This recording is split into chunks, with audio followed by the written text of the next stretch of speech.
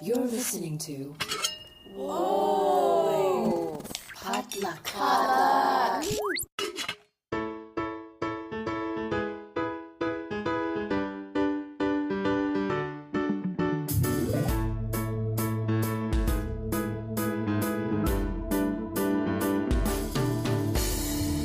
And hey, welcome to Books and Boba, a book club and podcast featuring books by Asian and Asian American authors. My name is Marvin Yue.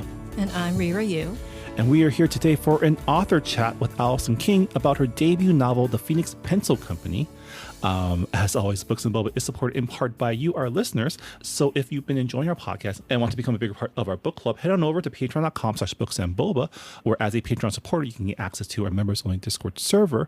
And if you join us at the Honey Boba level, you also get access to our monthly bonus podcast, Boba Chats, as well as the ability to help us choose a book club pick once per quarter. Yeah, so we had a fun chat with Allison about her debut novel, The Phoenix Pencil Company, what her writing process was like when she was going through a very well-known fellowship, how she came up with the rules of magic in her historical magical world, how she blended genres, and just also her personal history as someone who is part of the Taiwanese diaspora. And I hope you guys enjoy this talk. Yeah, so without further ado, please enjoy our author chat with Allison King.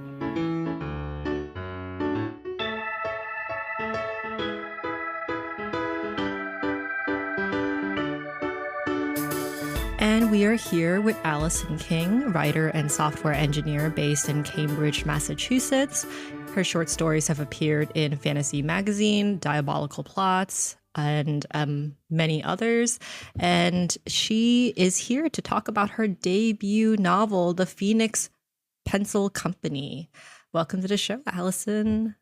Thank you. Thanks so much for having me. So usually we start our conversations with some kind of icebreaker. And this is a little bit different because it's just me asking a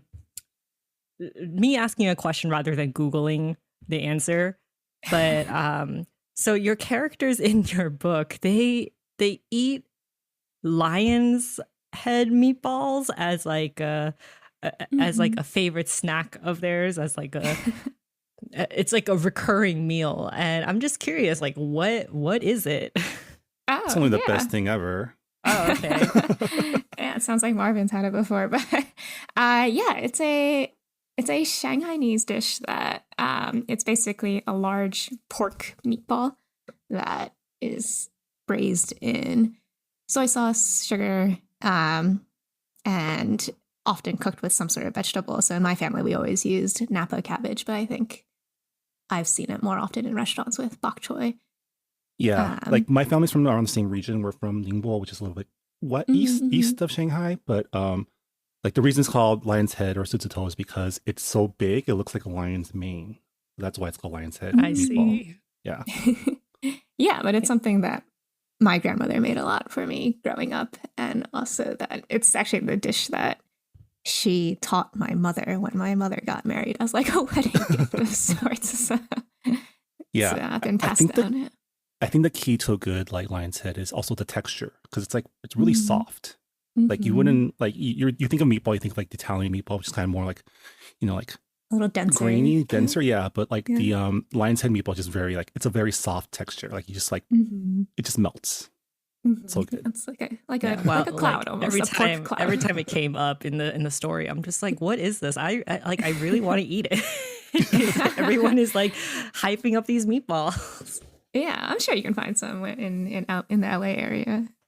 So as I mentioned, like in your bio, you're a software engineer, and that is very different from creative fiction writing.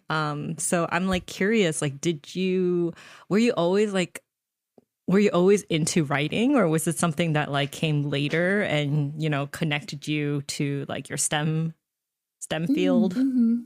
Yeah, I was writing since a pretty young age. I started off writing fan fiction with my friends and my cousin, and we would just be doing that for like most of our summers. But then started trying to write my own stuff like in high school, and it was always pretty like in fantasy worlds, and that's kind of where I liked to be. And yeah, in college I studied engineering, and so I didn't write as much in college, but I kept wanting to take really English classes or humanities classes, but it was kind of hard with the engineering workload. But I managed to take some in my senior year when things lightened up a bit. And yeah, and then after college, I actually had way more time to write. I did have like a full-time engineering job, but it was much easier to manage compared to college for me. And so I would write at night and on the weekends, and yeah, mostly still in like the fantasy or sci-fi space. That's interesting because your debut book, The Phoenix Pencil Company, is, you know, mostly a historical novel, and it obviously has magic in it. It is magical realism. It's not fantasy with a capital F, but yeah, that is like so different from what you usually wrote. So where did the idea for Marvin, you're about to interrupt me, so what's up? Oh no, I was just curious because we get a lot, like, you know, you're not the only Books and Boba author who got their start writing fan fiction. So, you know, if you're okay with sharing, I'm super curious what your fandom was that you wrote stories for. Oh yeah, it was Harry Potter, which, you know, no one likes J.K. Rowling now, which is for good reasons. But yeah, that's kind of, it was like extremely prevalent when I was in the fan fiction community, and that's. But yeah, I also read I had like a phase reading Prince of Tennis fan fiction. Like the anime. I love Prince of Tennis. It is like one of my favorite animes and mangas of all time. Yeah, you have good taste. So yeah, I was reading like quite a bit, but I only wrote for Harry Potter. Yeah, I mean, the best thing about Harry Potter is its fandom and how creative its fans have been in just like the arts, and it's unfortunate that that our childhood is somewhat tainted now. Yeah. But, yeah, I mean, like with fan fiction, I couldn't help but like wonder if you were a Tumblr girly back in the day, because like you have two main characters who like write stories, and they like you know, write stories together, send chapters back and forth in a way. And I was like, oh, that's very like fanfic-y. That's very like Tumblr-esque. So I was like, yeah, I wasn't sure if I should ask you. In the first group. I was like, that's right. Yeah, no, I was definitely on Tumblr. Like, oh, okay. Through, probably from like late high school through college. I wasn't like that active. Or I repost. Was it reposting? I forget what it's called. But retumbling, yeah. I did a lot of. I didn't like post any of my own stuff much. But the stories was I think more based in fan fiction, where like my cousin and I would each write fan fiction. We would like send it to each other, and for not really critique, just to have each other's stories. I think it's very a girlhood canon, you know. Yeah. And like we'll mention Embers later on in the chat, but it did kind of remind me of like what I was like, oh, is this like the tech bro version of Tumblr's journaling, you know, back in the day when people totally used to like be very personal on Tumblr and very social vulnerable. media. Yeah. So where did the idea for the Phoenix Pencil Company first germinate from? Yeah, so it came from, I was reading this book called The Last Boat Out of Shanghai, which is a nonfiction book that follows 4 people who leave Shanghai during the 1940s to the 60s for various reasons, mostly war or cultural revolution reasons. And I found it very illuminating. It wasn't like a period of history that I knew all that much about, even though it was what my grandparents went through. And I just felt like I wanted to know more, and it kind of made me think about that period more. Like you mentioned, I was not writing anything historical or remotely historical. I wasn't even reading that much historical, but yeah, that made me really curious about that time period. And then my grandparents did run a pencil company before they left China, and then they they branched out. They had a branch in Taiwan, which was actually why they went to Taiwan. And so that was kind of the seed of like, okay, I want to explore this family that is living. I chose the international settlement of Shanghai because that's where a lot of the stories in Last Boat Out of Shanghai took place. And they run a pencil company, and kind of it went from there. Yeah. What I really liked about your story was it managed to articulate something that I find myself having a hard time articulating sometimes, which is like the complicated histories of like our grandparents' generation, and the fact that like, yeah, like they had to deal with war and then war and then war again, right? Mm-hmm. And then after that war, they had to deal with like martial law and all this other, like just a lot of hardship, a lot of just really bad times. Mm-hmm. And growing up in the States as like, you know, in a more stable environment, we don't really think about that, right? And that's by design. Like our grandparents don't want us to think about that, but then it's still part of the story. And so as someone who also has like, you know, heritage from China to Taiwan to the States, I was like, I really did relate to, you know, your main character, Monica's own personal journey in covering her grandmother's stories and histories through her family's powers of reforging and all that. So. Oh, I'm so glad. Thank you for sharing that. So like, I know that you were a 2023 Reese's Book Club Lit Up Fellowship writer. So can you just tell us a little bit about your experience there? And also just like, what was it like receiving like editorial support through this fellowship? Yeah, for sure. So it's a super unique fellowship in that, well, one, it's run by Reese's Book Club, and they have kind of a huge say in the publishing industry. So I was in the second year that they've done it. So it's only been around for 3 years now. Or not 3 years, 3 cycles. They don't do it quite every year. It's like a little more than a year. But yeah, so it was, I just kind of applied for it. I think a lot of writers will probably say that they just apply for things and see what sticks, because most often it doesn't stick and you get like tons of rejection. So I just applied for it. And yeah, miraculously I got it. And it was me and 4 other people who I've become like very, very good friends with. And we all got paired with a Reese's Book Club author. So I was paired with Adrienne Young, whose book Fable had been picked for Reese's Book Club a few years back.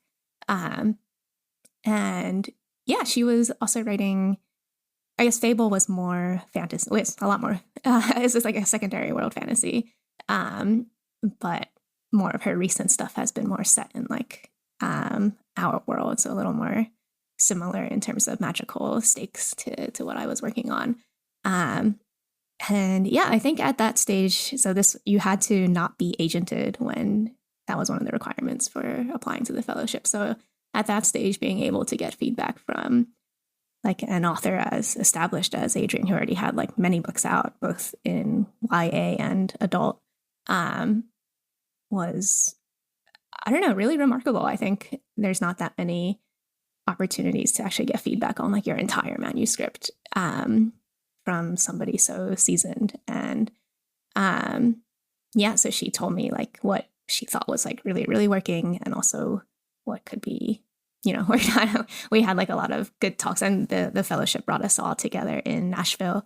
So we got to like hang out there and walk around and just talk about not only the book, but also like the publishing journey in general, which I think is another thing that it's like a little opaque, and but to be able to talk about it with somebody, and not just her, but like the other Reese's Book Club mentors were there too. And we would have lunch and they would all just be like chatting and talking shop. And it was just really cool to be able to witness that. Yeah, it sounds like a really special experience for someone who, you know, wasn't agented at the time, and like later on, like just getting professional feedback from someone who is so seasoned in the field. It is a gift, because quite frankly, writing is such a solitary activity. And exactly. Yeah. So like, what is the story with you and Fonda Lee? Because I like because I could have sworn that Fonda Lee like was a mentor during this time, or I don't know where I read this, but yeah, please tell me Yeah, like well- how you two connected. Oh yeah, well, I am a big Fonda Lee fan, and She's a friend of the show too, so oh, yeah. great. Yeah, I mean, I was a big fan, and then I applied to this workshop in Aspen. So it was through like Aspen Summer Words, and it was their first year where they had a sci-fi fantasy track. And she was the inaugural teacher for that. And so I applied and I got it. And that was another moment of like, wow, I can't believe I got this. I'm so excited to meet Fonda Lee. And yeah, so then that's how I met her. She was the head of our workshop of, I don't know, maybe like 12 people or so. And we were just in Aspen for a week. And I think I brought a short story there. And the short story was actually a short story version of this book. I had been working on the book at the time, but it started as a short story of just the historical parts. And much condensed. Yeah. So it was like 5,000 words, but I found that it wasn't like it was working, but not in the way that I wanted it to be working, I think. Well, I can't imagine this book like just being a short story.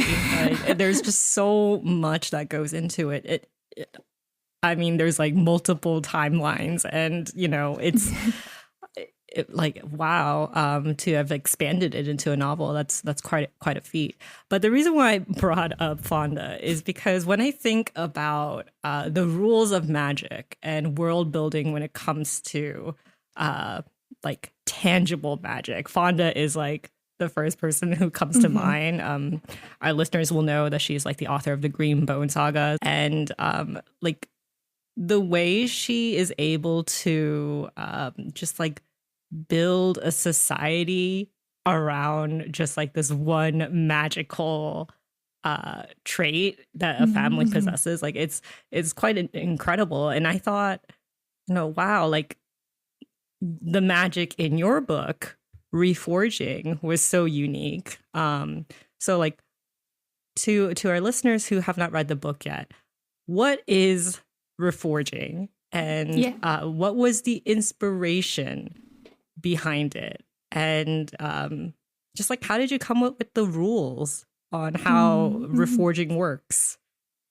So Reforging is something that the characters, the family in this story can do, and they are pencil makers, and they can take a pencil, and it's a little gruesome, but they like stab it into their wrists, and then their blood absorbs the graphite of the pencil. And then if they let the blood out, then it forms the words that the pencil once wrote before, or drawings, or whatever the pencil once wrote before. And in that way, they can kind of revive the stories that that the pencils had written before.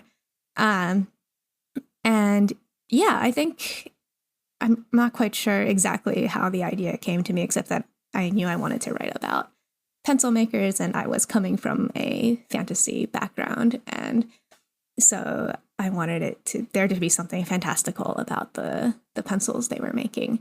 And I think one of the most powerful things that a pencil can do is to write stories, and so I wanted to be able to kind of extract that in some way and use that to I guess fuel the fantasy portion of the book. There had been another aspect. So like in Jade City, the Jade can do it lends them like a few powers. I forget how many, but it is confined, and it's not like it's like pretty strict. And then I wasn't like thinking in parallel to Jade magic at the time, but I thought, okay, they will be able to do this, and they will also be able to.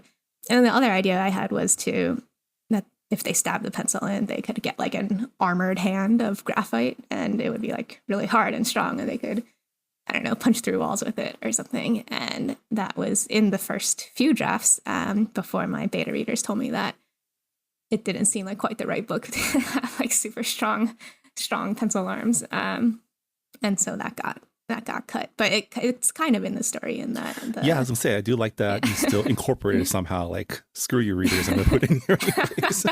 Yeah, because I thought it was a fun idea, and so it is incorporated because the characters write this fantasy versions of themselves that have this power, and that's kind of how they get through the war. Really, is by crafting these stories where they are more powerful than they are.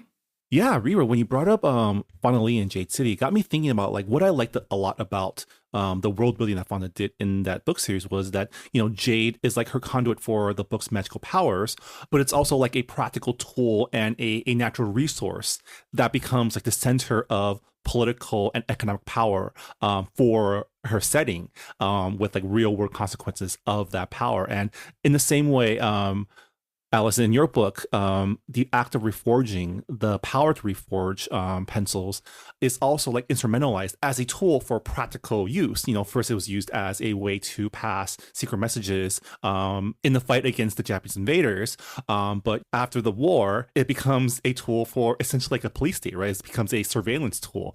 And something that I keyed in on is the fact that like this power is only possessed by the female members of this one family and involves not a small amount of both bleeding and emotional labor. Like, I feel like as a guy, right, I can understand in theory what the metaphor here is, but I imagine you know, our female readers will probably be able to get a lot more nuance out of it. And your book does go into like a lot of detail into like it's a very complicated process to be able to reforge a pencil. So I'm really curious how, you know, what went into your thought process for how reforging works. Yeah, so as you alluded to, there used to be even more steps, and it was like pretty tied to the menstrual cycle, but that kind of got cut during the editorial phase for various reasons. I think there is this. So I think this book straddles a few genre lines, and I was coming at it from a fantasy angle, and I wanted everything like spelled out and to make sense in a way, the way that the Jade magic makes sense in Greenbone Saga.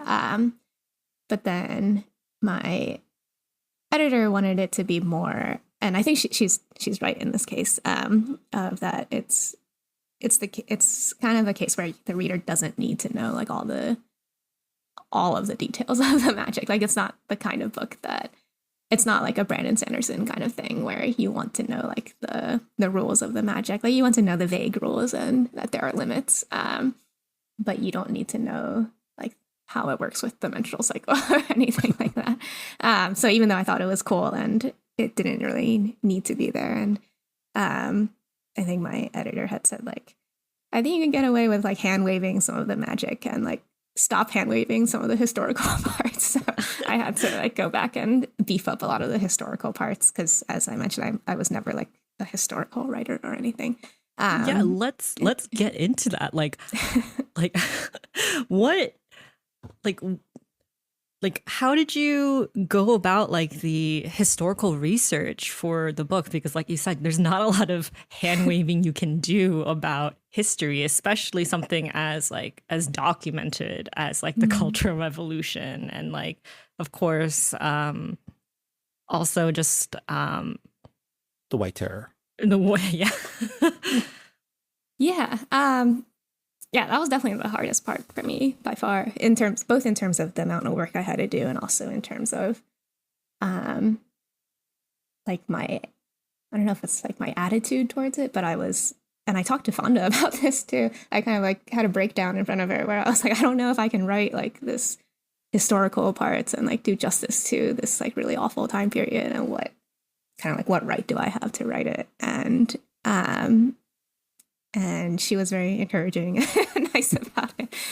But yeah, I think it was very intimidating. And also because I can read Chinese, but it's very, very difficult for me, and it takes me an extremely long time. So primary sources weren't really an option, unless I like translated it with Google or something, which sometimes I did, but that's still not great.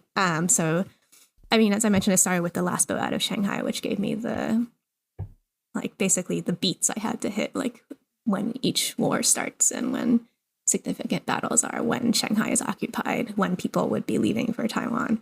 And then from there, it was mostly just reading whatever memoirs or other historical books I could find of the era, but in English, so that already limits the search.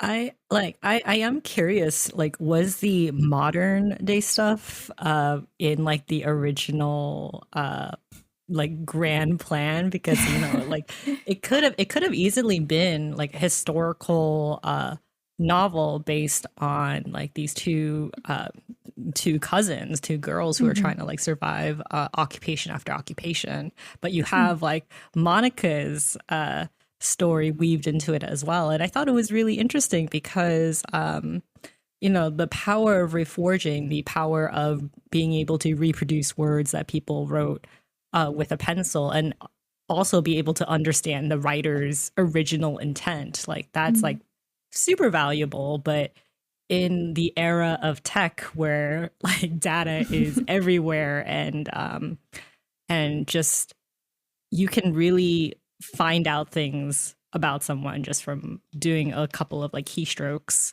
I just thought it was like a really interesting parallel to like how surveillance works today versus like back in like the 1940s. So like did you always have the modern day chapters early on? Yeah, they came pretty early. I mean, certainly not the earliest. Like I mentioned, the short story only had the historical sections, and then that's when I kind of had my breakdown of like, can I write this? And so the modern part was actually kind of a way to make me feel a little better about that aspect, where I was like, okay, I know this character. I know like she has very similar traits to me. So like everywhere that she goes in the book is somewhere I have lived before, pretty much. And I thought, okay, if I can write half of this book as a character who I know really well, I know the places, I know like the problems, the tech she's dealing with super well, then that would make me feel better about writing this history that I didn't know that much about and didn't feel like ownership over, I guess. And so that was part of it. And then the other part, like very early on, I have this note, like as I was writing like my thoughts of what this book could be, I had like 1940s pencil company, magical pencils. I had like menstrual magic, and then I had like data privacy question mark. So that was always going to be like the tie-in for the modern part of and then I think, and also because to me as somebody who like grew up with my grandparents and did wonder about their stories, I think that was the part that if I were reading the book that I wanted to resonate the most, in that it's about a granddaughter trying to know her grandmother's story. And that's the part that I felt like I could write and that I would be able to do justice to. Yeah, I mean, like, what was that like though, to write a character that shared such close personal experiences as you? I mean, like Monica, a software engineer, also has like a very close relationship with her grandmother. And, like, how did writing her story help you reframe your own journey as an Asian American? I do think writing this book was a lot about processing my relationship with my grandmother, who did have Alzheimer's as well. And I think that's something that I've always been kind of circling around, like writing about memory and what happens when memory fades. And because that was something that I saw very viscerally growing up. And then on top of that, the historical parts. And I think one of the themes of the book is that, like, yes, it matters. Like, stories matter, but the other part is like who receives the stories matters as well. And who owns quote unquote owns, no one really owns a story, but who has the right to tell a story, I guess. And I think part of it was an acceptance of my part that I am never going to know my grandparents' stories. Like they passed away many years ago. And even before that, my grandmother had been losing her memories, and so I will never really know what they lived through, but I can try to empathize, and sometimes that's the best we can do. So a lot of the book was like me coming to terms with that as well. Yeah. Your book is entirely written in like epistolary format. It's either like the chapters are either handwritten journal entries, or reforged letters or typed up posts on embers. And I thought that was just like a really interesting way to unravel the mystery of like, oh, like what happened to this family that owned like a pencil company. How did they get all the way over here? Because people are unreliable narrators, and you like it. There's a lot of like secrets that that people hide from each other. So I was just like wondering, what were the challenges and benefits of writing your novel in like this format where people are kind of being dodgy as they write their own journal entries and and are not being like so forthcoming with you know, their own sharing, even though like for example for embers it promotes like radical sharing. They're like, yeah, like be as vulnerable as you want. And so we'll like connect you to other people out there, but your privacy is totally like our like priority. And it's like, okay. Yeah. I think epistolary is great in many ways. I think there are actually many more benefits than struggles. So, I mean, a struggle is that you have to get the reader to believe that this is something that somebody would write down in a journal or in a letter. But the trick there is you kind of frame the beginning and the end as like, I'm writing blah, blah, blah. And then you can flow into like kind of normal storytelling. And normally people are okay with it, or hopefully people are okay with it. And so that was always a challenge. And the other thing is that the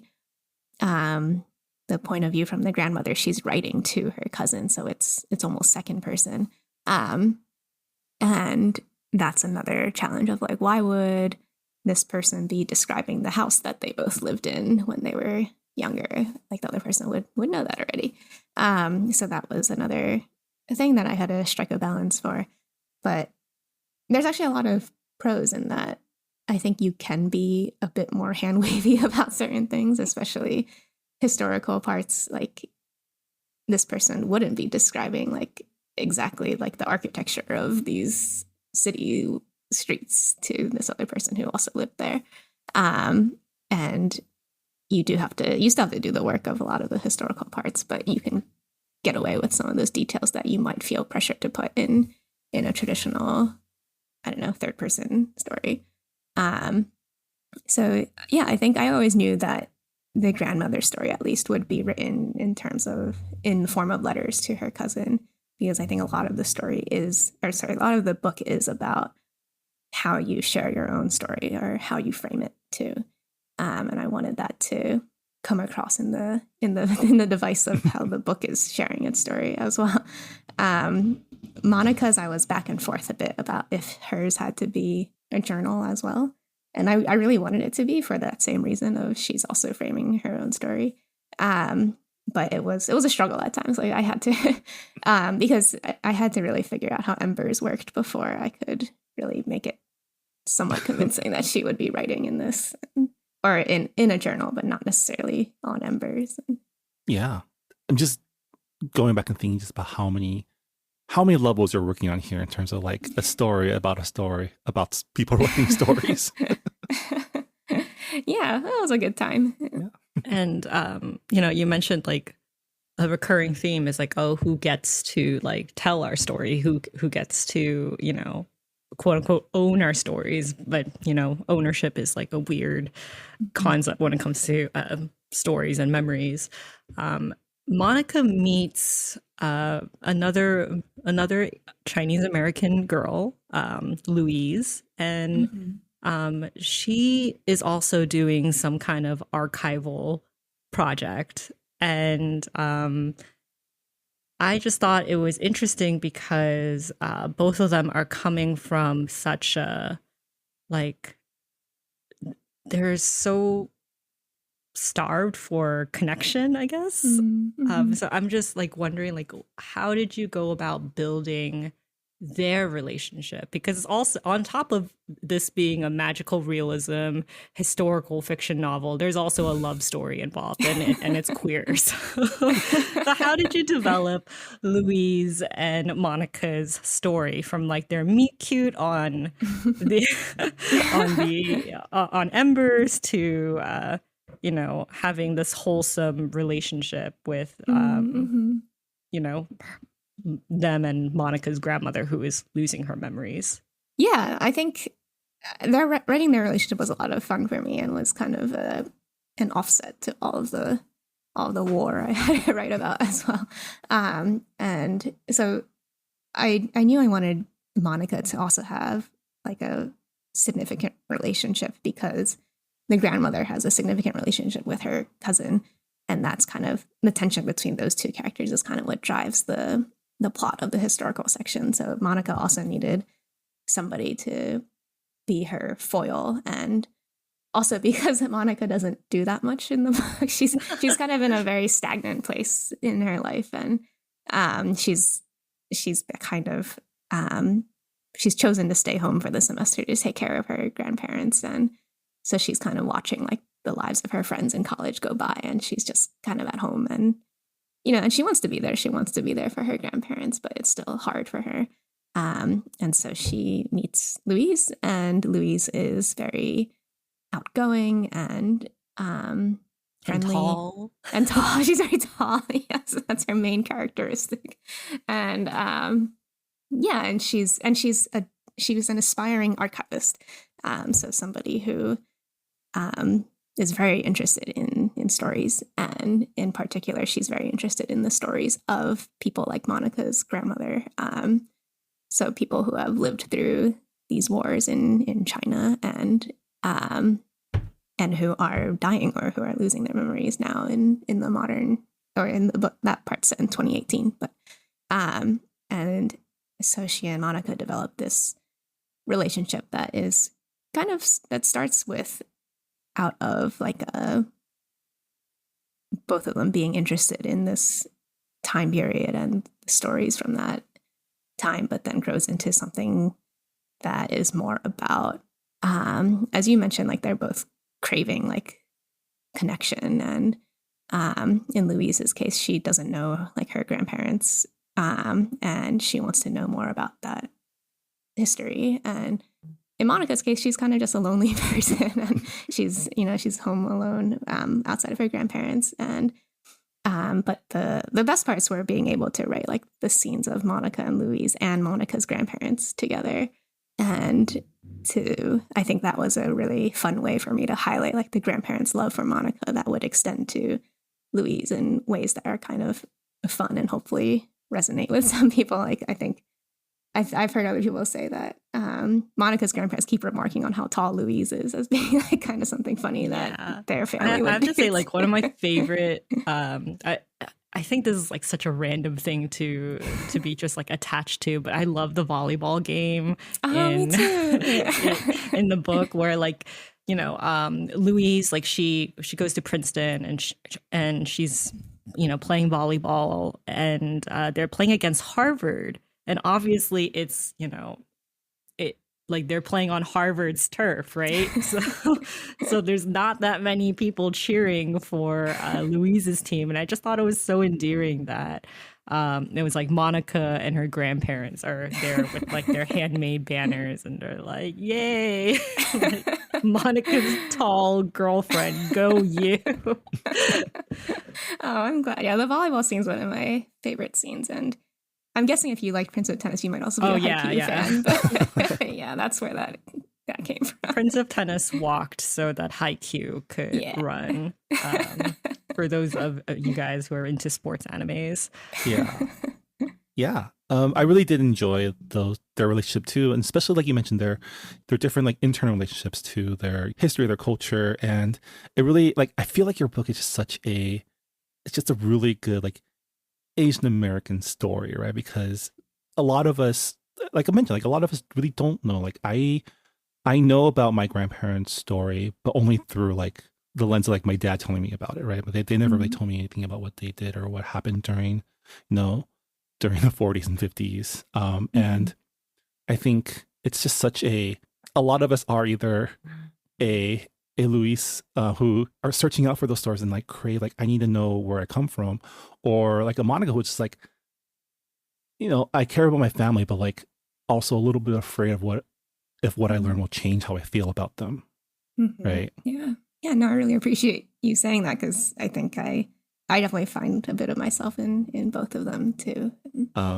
Yeah. So I guess as we head towards the end of our conversation, congratulations on your debut. How has it been, like, having the book out in the world, having people read it? It's been good. Yeah. So far, I mean, I try not to read any reviews or anything unless I think that's a like, wise way to go about life. Yeah, unless someone like tags me in something, then I'll read it. But yeah, otherwise. But I think some people have I think people seem to be very drawn to the historical sections as something that was a part of history they never knew about. And people actually, tend to be more drawn to the grandmother's chapters than Monica's. And I get that Monica doesn't do all that much, but I really like Monica's chapters. And I think actually I've gotten some reviews of people who are currently caring for somebody with dementia or Alzheimer's, and Monica's chapters have resonated with them a lot more, and that really means a lot. And I feel like that's all I can really ask for. Yeah. Okay. We can't let you go without asking this really annoying question, but oh, okay. what else are you working on anything else right now, or are you just enjoying the book being out there? Yeah, I'm trying to work on something else. It's kind of slow going, but it's going. And I think it's going to be about the exciting world of semiconductors, which more communication. Yeah, very more timely though, because that is, semiconductors make the world go round. Yeah, it's true, and I think it's a very story. It's a story that's, I think, rooted in Taiwanese history too, and that's kind of the part I'm interested in exploring. Yeah. Well, Allison, it's a wonderful book, and we're so glad to have you on the show to talk about it. Thank you so much for joining us on Books and Boba, and good luck on your future endeavors. Yeah, thank you so much. Thanks for all the thoughtful questions, and I feel like you all read the book very carefully and really understood it. So thank you. And that was Allison King. Her debut novel, The Phoenix Pencil Company, is available now at booksellers everywhere, including, as always, the Books and Boba online bookstore. So if you enjoyed our conversation and want to check out her book, head on over to booksandboba.com and check out our online bookstore. Any purchases made there will support not only us at Books and Boba, but also your local bookstore. So I definitely appreciate everyone who's bought a book from us there so far. All right. Well, before we go, Vera, can you remind our listeners what book we are reading for book club this month? Yeah, so we are reading Pingsu for Two by Sujin Witherspoon, and this is a Honey Boba patrons pick, and it is perfect for summer because Pingsu is shaved ice, for those of you who are unfamiliar. It's like a very snowy texture with usually flavored with condensed milk, red bean, and fresh fruits. Very, very summery treat. And I'm sure that this book will also be a summery treat for us because, wow, the world is on fire and we could really use some light time readings. But this is an adorable enemies to lovers coffee shop romance. And I've heard that it's a pretty good read for those who are fans of like Jenny Han's To All the Boys I've Loved Before. So that is kind of like the feels we're going for this month. So if you guys want to read along with us and share your thoughts, make sure to share on our Discord or our Goodreads forums.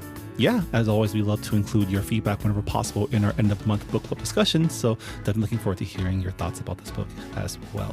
But with that'll do it for this episode, Books and Boba. Thank you once again to Allison King for joining us, and we'll see you all next time. Bye, everybody. Bye. Thanks for listening to Books and Boba. This podcast was hosted by Marvin Yue and Rira Yu and edited and produced by Marvin Yue.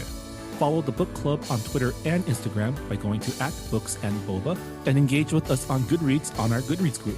You can also check out past episodes of the podcast by going to booksandboba.com and by subscribing to us on your favorite podcast app. Don't forget, you can support Books and Boba and Asian American authors by purchasing books at our bookshop.org account.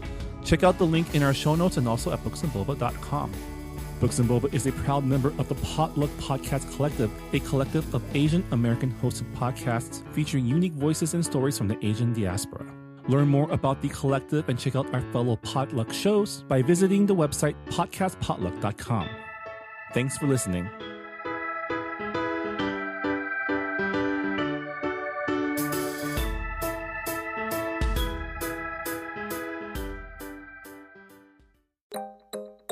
Hey, Sharon. Hey, Ramen. How are folks still racist? I know, right? We're like 2 decades into the 21st century.